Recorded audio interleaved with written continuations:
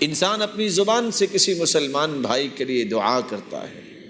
رسول اللہ صلی اللہ علیہ وسلم نے فرمایا دعوت المرء المسلم بظہر الغیب مستجابہ عند رأسه ملک موکل كلما دعا لأخيه قال الملك الموكل به آمین ولك بمثل۔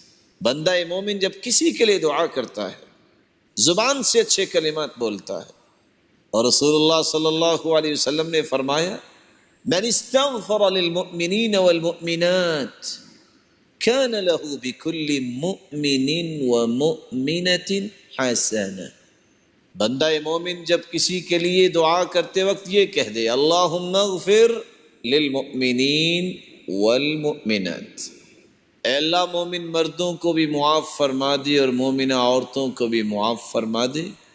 یہ 5 سے 6 سیکنڈ میں دعا زبان سے نکلتی ہے۔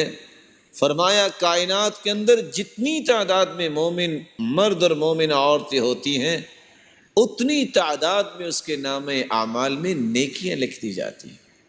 جو آخرت کا فائدہ ہوا۔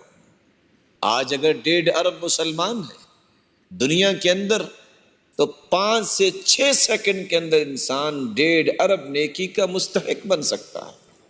لیکن دنیا میں بھی اس کا فائدہ ہے۔ انسان کسی کے لیے دعا کرتا ہے، اللہ کا نورانی فرشتہ آسمان سے نازل ہوتا ہے، وہ پاس آ کے کھڑا ہو جاتا ہے اور کیا کہتا ہے اے اللہ یہ جو دعا کر رہا ہے اس کی دعا کو بھی قبول فرما، اور اے میرے مالک اس کو بھی عطا فرما۔ بندہ مومن کسی کے لیے دعا کرتا ہے تو اللہ کی نورانی مخلوق اس کے لیے دعاؤں میں مشغول ہو جاتی ہے۔